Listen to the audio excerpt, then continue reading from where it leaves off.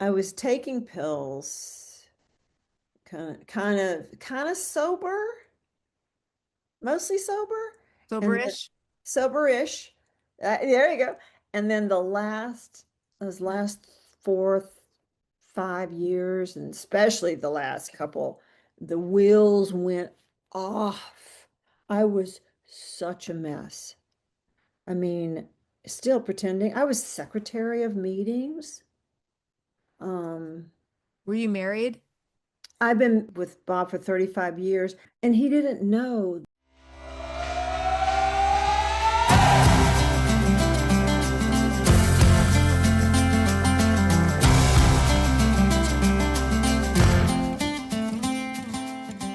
Welcome to Drunkish, Cindy, my friend, Hi.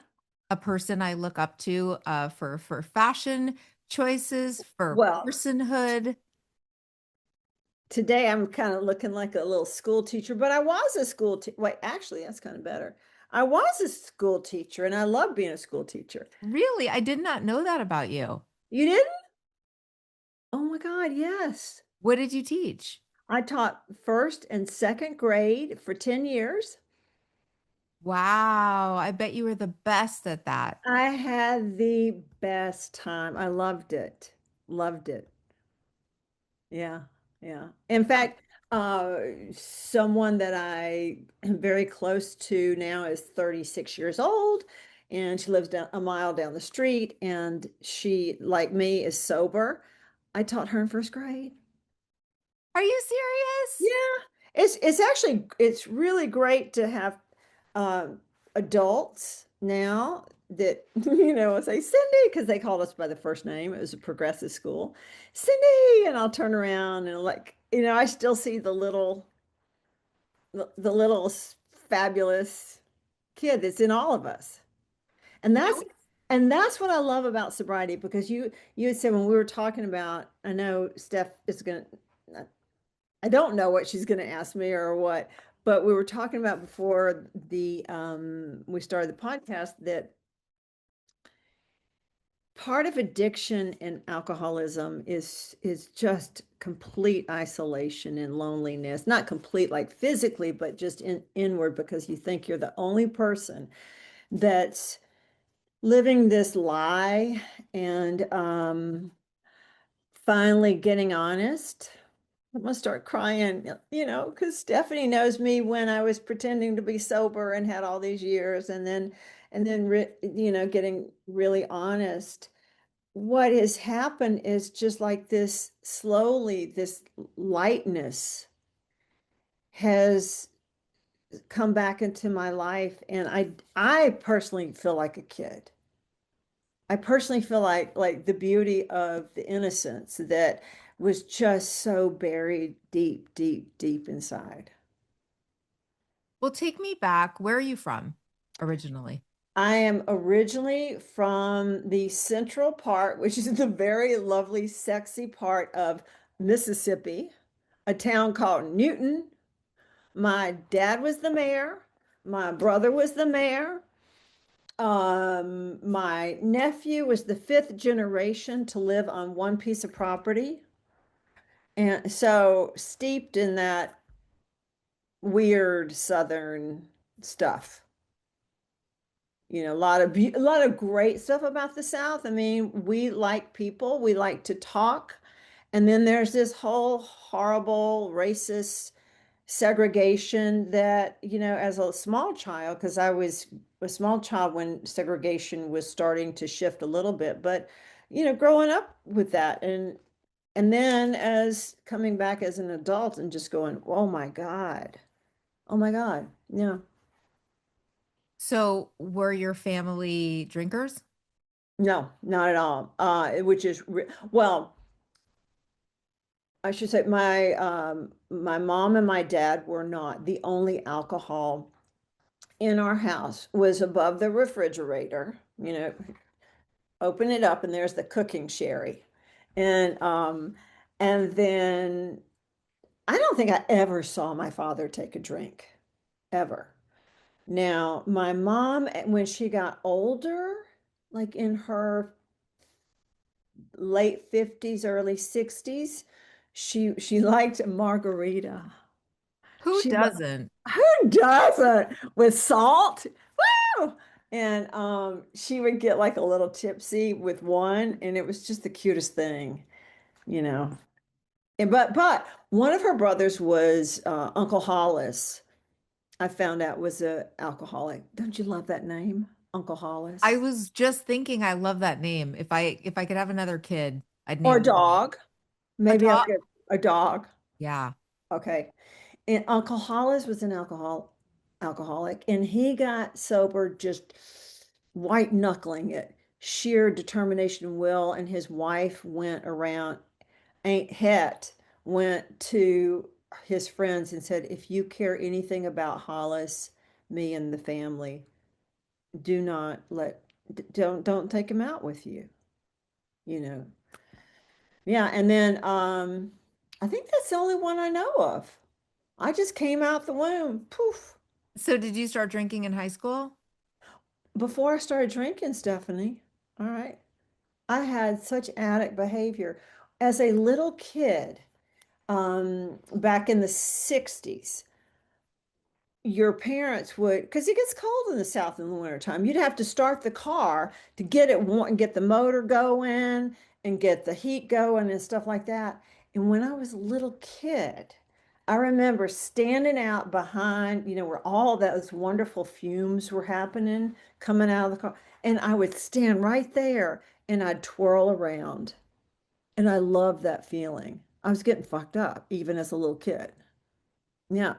And then as a teenager, I guess somehow, like up until I was about 16, I was a candy striper, sang in the church choir, and, all this kind of stuff, and witnessed to my older sister and her friends who were drinking and told them that they needed to rededicate their life to Jesus Christ as their personal savior and quit partying until I had a drink. And then it was like, game on. So Mhm. yeah, I was definitely a crazy party girl At like 16. from the end. But even Let me ask you this because I'm already relating to you so much. uh, Were you also boy crazy? oh Because I found some please. diaries from myself at that age, at like 15 and a half when I started drinking, and every page was like, here's all the guys I like right now. That I had addicty behavior like with guys, Wait, you're wanting a to kiss lot. everybody. I think you're a lot younger than me. Can I tell that I'm Yeah. 64, almost 65? Okay, well, I'm turning 60 this year. Okay, do you So we're remember the about, group Bread? You of shelter course, me from of harm. course. La la la. Okay, or and she kept running wildfire. Like all this, and I would write in my diary and I'd look at the covers and I'd just think about the guys that I was desperately in love with. Hmm. Yeah, yeah, definitely boy crazy. And always much older. Never, I mean, a guy my age didn't interest me one iota. In fact, I remember when I was 15, this guy, Larry, I don't want to say his last name because he's passed. He worked, I thought he was like, he looked like Jesus, long hair and a beard. And he would, the fact he was like 27, 28, going out with a 15-year-old. Thank God I never had sex with him. But he had dots, he had sores on his arms, and I didn't know what that was from. I thought it was like mosquito bites. In hindsight, he was a heroin addict. Wow. Yeah, in Mississippi, and I found him. Uh-huh. Oh, okay. Okay, so you finish high school. I'm assuming like no big consequences to drinking at that point. No, but I was always a blackout drinker. I mean, it was like that's what people did though in high school. Same. You just wanted to get crazy and wild, and which was what we did. But I knew I'd come to school on Monday and go, I'm not going to do that. I would wake up and I'd have like not suicidal, but I hated myself so much. I did um I remember trying to commit suicide on, remember the diet pills that used to come in blister packs, Yeah, Dexatrim. Dexatrim, like eating a whole one or two whole containers, which is a lot, and getting so sick, but that was, I didn't know any different. I was messed up from the minute my drinking released this beast. And it was a lot of fun, or I wouldn't have done it for as long. But I knew I was going to have to dance with that. Yeah, yeah. And then I finished, I had a boyfriend in high school who was 11 years older than me. I was madly in love, seriously thought I was going to marry him. He was actually, in a weird, kind of fucked up way, he was a good guy, but he used that against me too. And and he broke up with me after my first year in I stayed in Newton and I went to like a little junior college. And when he broke up with me and my dad died suddenly, I basically I started bouncing every semester to a different school in Mississippi for like a year and a half, and then I moved to New York City, which is so I went from a little tiny town where you literally knew everybody.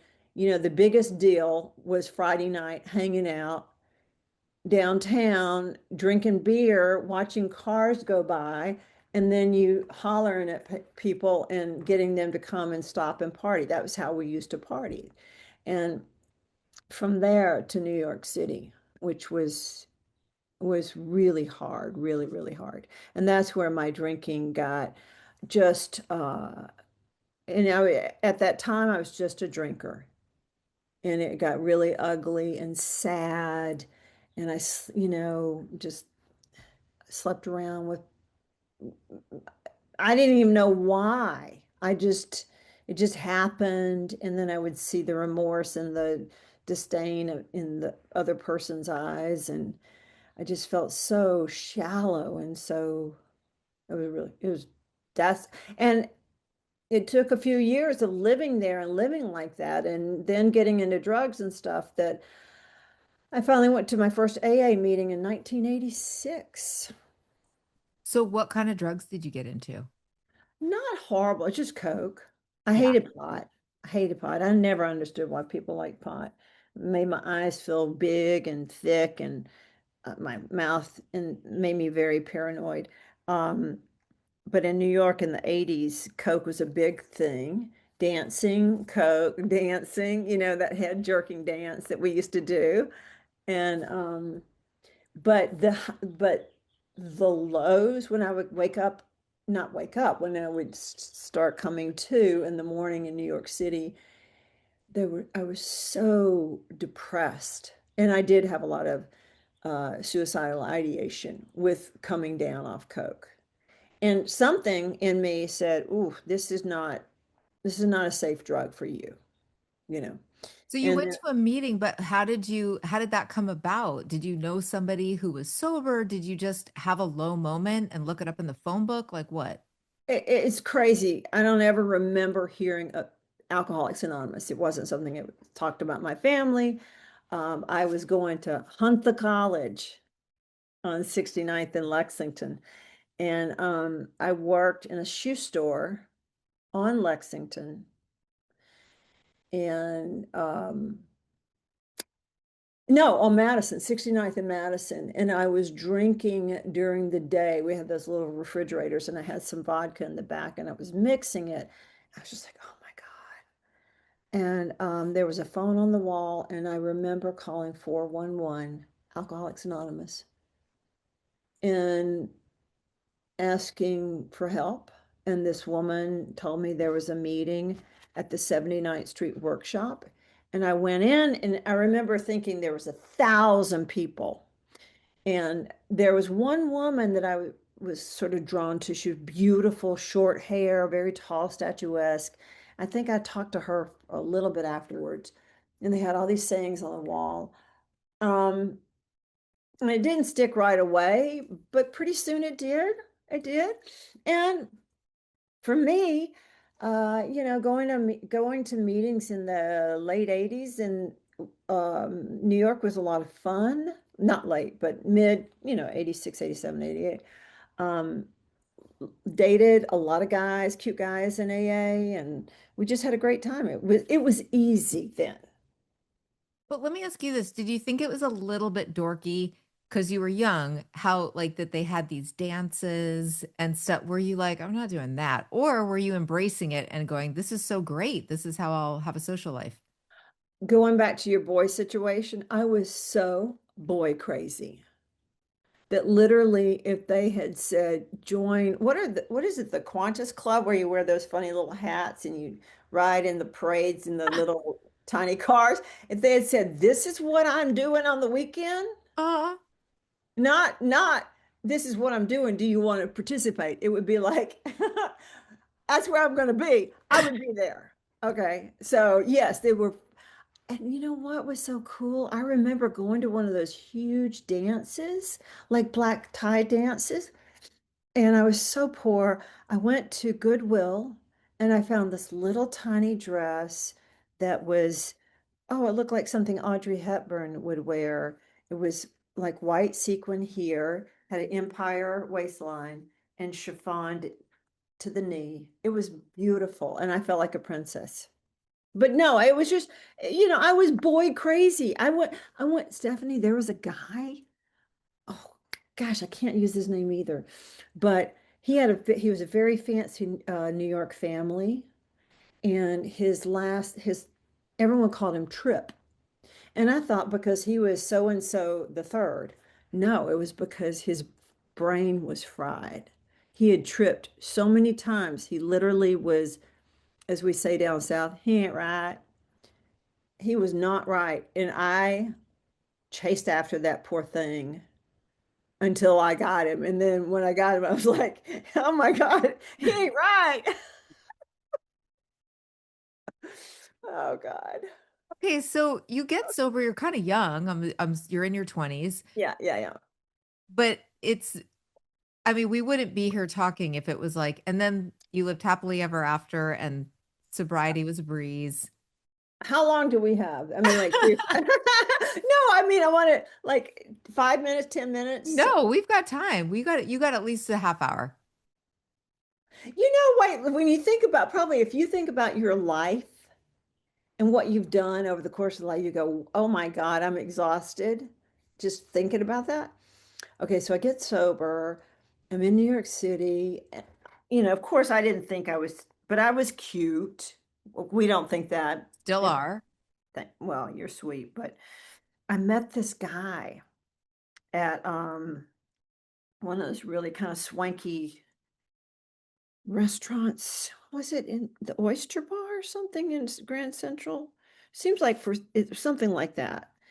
And he was handsome and he was very interested in me. He was older, of course, because that's how I roll. Every time I do my glasses, I just smudge it up more. So I hope you can. It looks like I've got one eye wrong here. You're good. Um, and he pursued me. And this guy he was older, but he was had a PhD in economics from Harvard, Harvard Law School, chief economist at a big firm, all this written books. And I was like, oh my God, me. And he happened to live out in Sag Harbor, Long Island. So I moved out to Sag Harbor to be with him. He was to this, I married him. Within that Okay. year, I married him.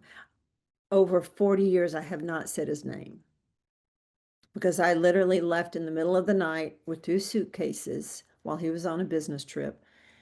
And the moms at the school I was working at gave me a place to stay and everything. And this guy who was handsome and all this kind of stuff was very abusive. First, emotionally and mentally, but at the end, physically abusive. So I had to get a restraining order.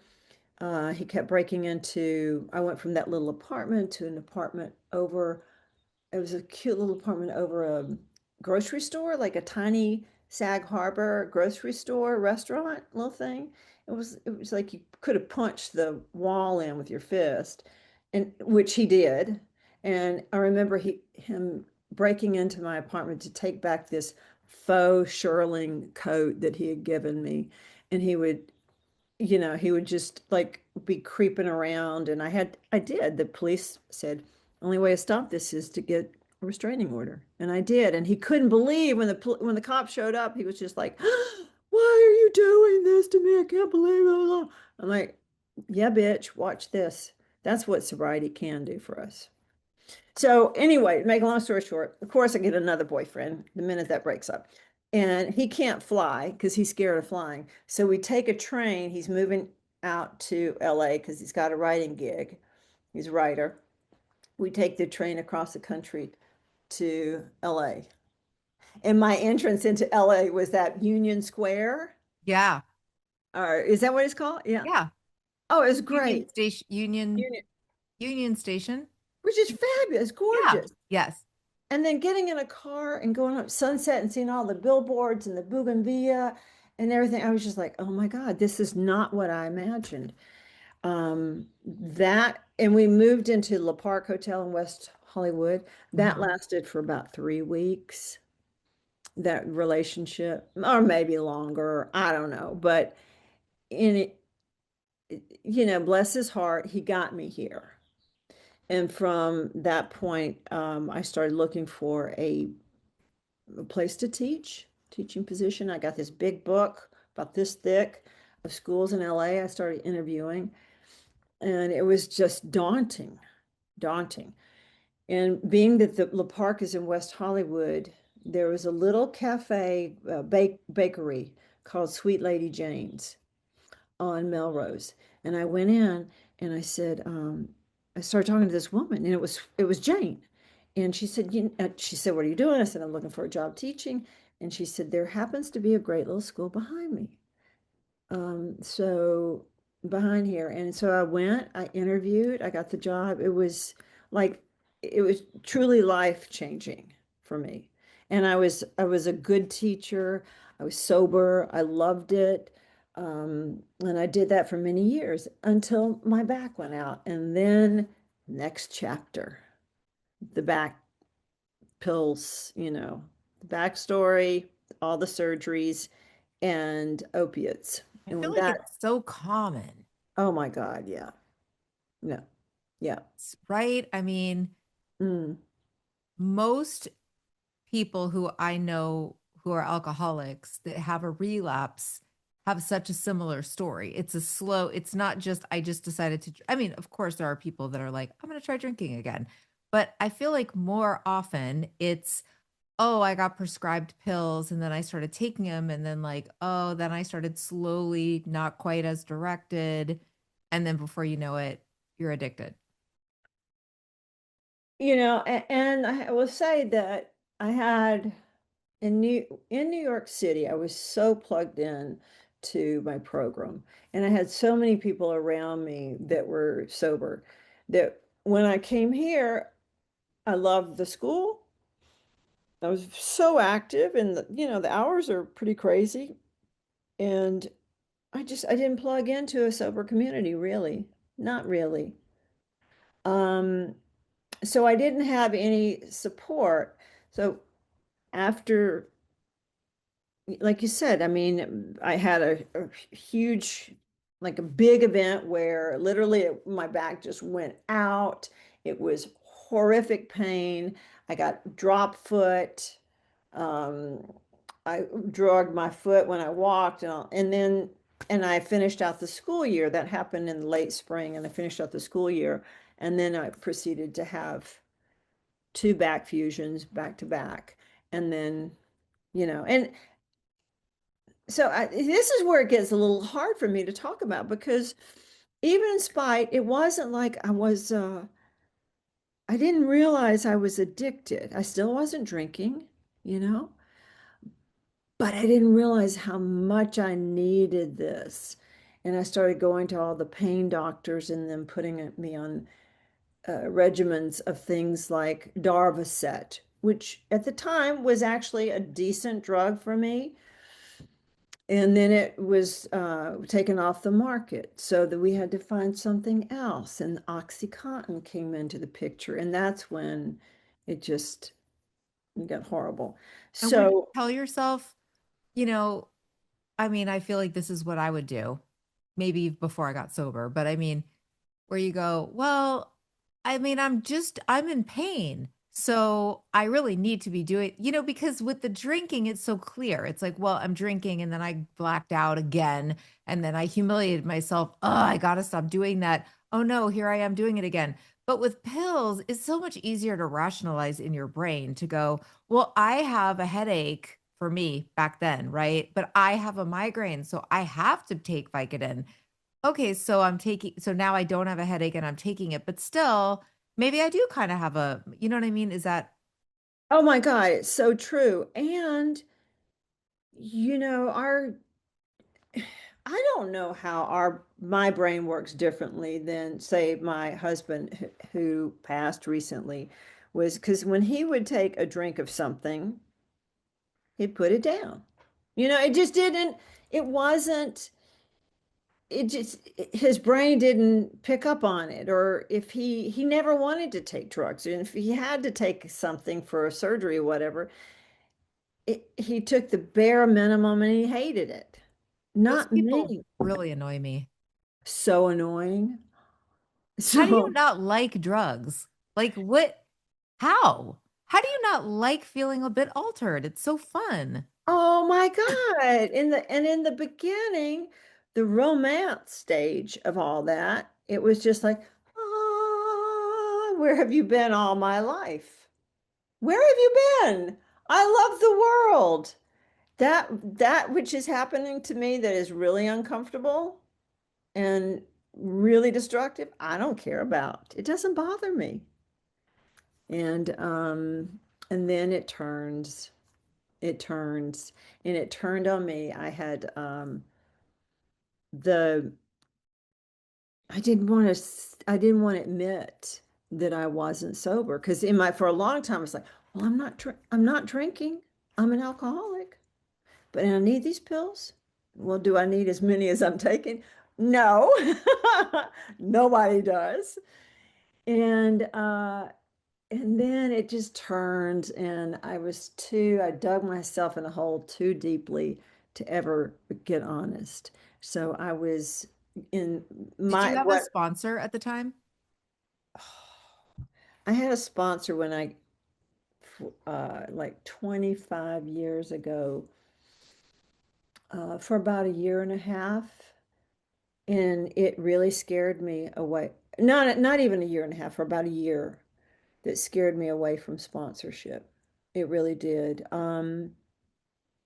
Very no boundaries, basically wanted to be a female Clancy, a young female Clancy, and was telling me things to do, and never, it was just weird. It was weird. And so she ended up having some real severe mental health issues. And I kind of said, hey, you go deal with that.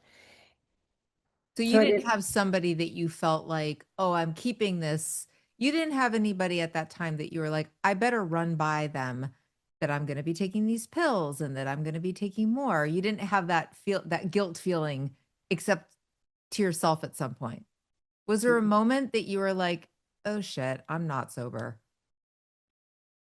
Yes, I have two adorable nephews who live in Orange County, and they're now early 40s, late 30s, early 40s. And at the time, I remember sitting up on the hill and outside one night, and they had known me as sober Aunt Cindy. And they were cute little party guys who were stoners, and but they're not alcoholics, they're addicts. And we were sitting out one night, and I remember being so fucked up and nodding off. I think we were looking, at stars or whatever. And one of them looked at me and said, Aunt Cindy, are you okay? And you know how that, I don't know if you had that moment where people who you just knew, they knew that that was something was really wrong. Yeah. And that was kind of one of the first times I thought, oh, I'm not fooling people. I'm not fooling them. And these are people that look up to me. And that hurt. That was so when I had moments like that, and then my relapse was, um I'm 7 years, 3 months, and 4 days. The only reason I know that is because for some reason it came up. I mean, I looked at it today and I was like, oh, okay.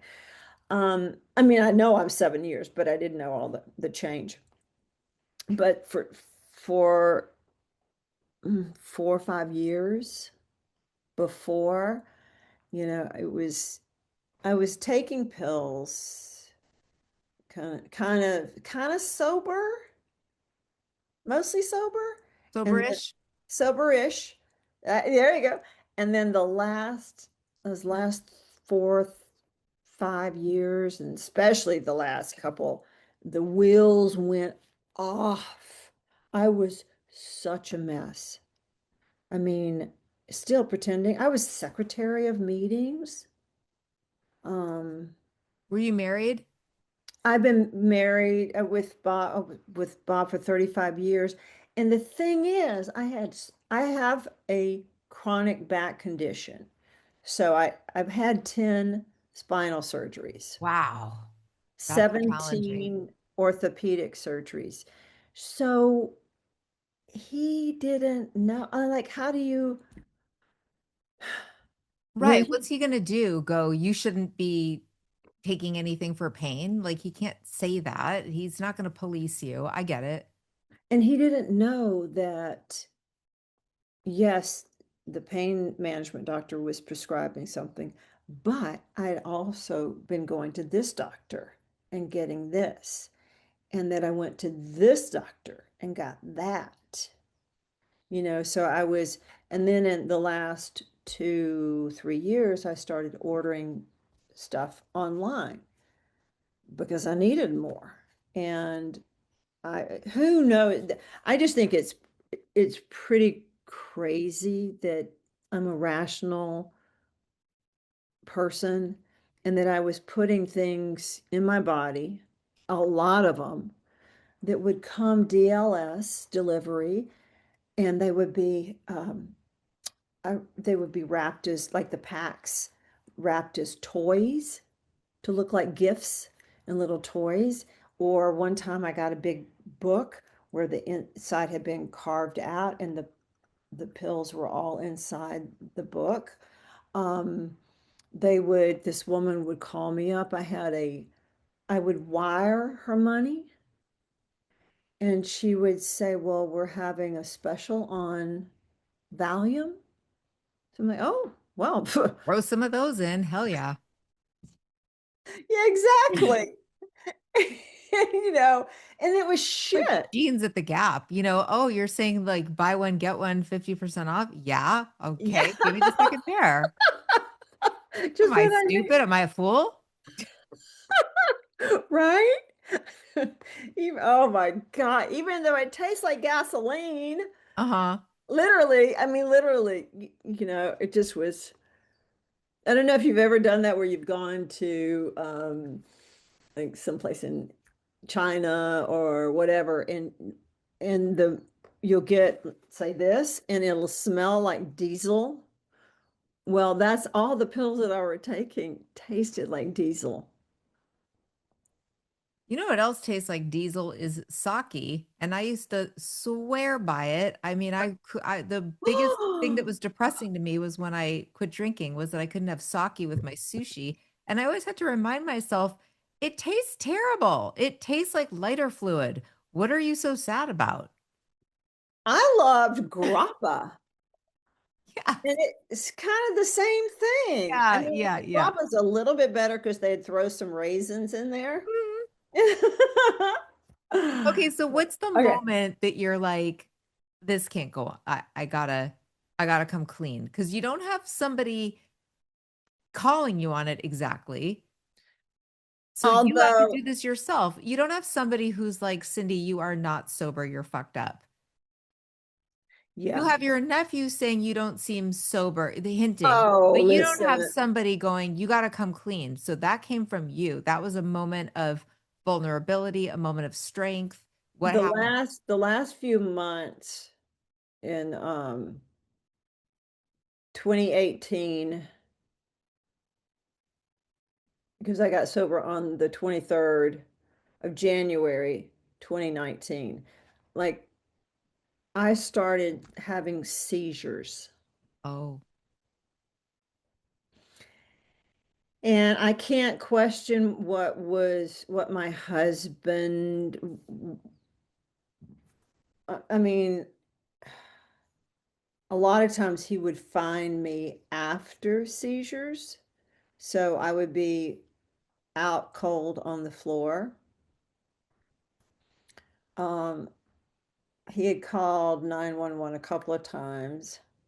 I went to the, I don't know how somehow I convinced him it was a combination of the pain meds the doctor was giving me and I hadn't eaten.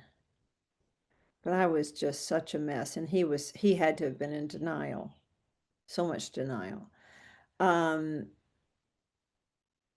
yeah, that's, that's between, I mean, he's, as you know, passed, so I can't say, hey, but I will say it wasn't a moment that I was like, oh, I think I need help. It literally was an evening after a day of trying to get high. Remember, like when you try to get drunk and it just didn't get that warm, fuzzy feeling anymore. yes. And I'd spent the entire afternoon trying. I'm just going to take a couple more. I'm going to take a couple more. And I, my body wasn't working properly. I couldn't hold things. I literally, like, if you had asked me to, my hands neurologically couldn't do it. Um, and Bob came home early from work, and I didn't want him to see me, so I went upstairs. I don't know what I thought I was going to do, maybe take a nap or something. And that's the last I remember. He said he heard me fall. He went in. I was seizuring. He said for a long time he called 911. The paramedics came while he was waiting for them. At the time we had three dogs were barking. He was on the phone with the person, her giving him directions of what to do for me so I didn't vomit and throw up or whatever you do when he said my eyes were rolled back and my body was all rigid and he was terrified. And the next thing I know, I remember being begging, in sort of a haze, no, please, please don't take me, please. And getting wheeled into the ambulance to go with the fire trucks and everything to I think it was St. Joe's. And it's all very vague, but I just coming to and the doctor standing there and Bob standing there and them saying, we need to know what have you been taking? And it was just like that moment of just like, I'm busted. I'm so busted. And I'm so exhausted. So here's what I've done. And that was my moment. And that was it? Or did you titrate off? Or did you just stop cold turkey? I stopped cold turkey, everything except for the Valium, because Valium you cannot. I had to titrate off that. But when I got out, they were going to 5150 me, because I said something to the effect of, "Oh, what's the use? I don't want to be here." I said that, I guess, in the emergency room. And I remember them bringing this monitor and talking to the psychiatrist there at the hospital, and then my Bob having the my therapist on the phone, and somehow we convinced them that I would be okay. I would be supervised at home. So I came home. I cold turkeyed off all the um, Vicodin, the tramadol, the extra strength tramadol I was getting online. And it was brutal for a few days. Yeah, yeah. And then But you, can I just throw this in? of course, yes, your If interview. anyone is listening, as hard as it was, because you know, by the time I got here, I had sores in my mouth, I had thrush in my throat because I had quit producing saliva. I was going to a specialist at Cedars for to produce saliva. They were giving medication for that. I had really bad hemorrhoids, not only because I couldn't poop, but I literally could not pee, urinate. I would sit on the toilet and try. My body was so shut down. Um, so when I got home and I was so scared and I knew physically, but I thought, you know what? If you're an addict, you've gone through withdrawals all the time. Maybe not the big one. I'm about to hit the big one, but probably on a almost daily basis, because or weekly basis, I could never get the drug and enough drugs that I wanted to keep my body in that sustained point. Yeah. So that's it. So you went through that and then you slowly got off the Valium. When I got sober, I had to get off of a Xanax. Yeah, same Same thing. thing. So hard because the anxiety is just a killer and the withdrawal syndrome off those kind of meds is intense. But I was so happy when it was done. Mm, mm. Me too. Me too. And I have to say, I was just I think I still had that plan, Stephanie, that I was going to not tell anyone what was really going on, and I would still go to my meetings. And seriously, my plan was I was going to get a year on my own. I mean, like going to meetings, but get a year, and then I'd raise my hand and say, "Hey, I don't have 18 years. I've got 1 year, but everything's fine." I like that plan. It was a good plan. It was an easy plan. And about a week after my detox, like at home, I went to a women's meeting, and I was the last person. This woman looked at me and she said, I don't know what gave it away. The fact that my clothes were falling off, my hair was, like kind of coming out. And she said, "Would you like to share?" And I just let it all come out.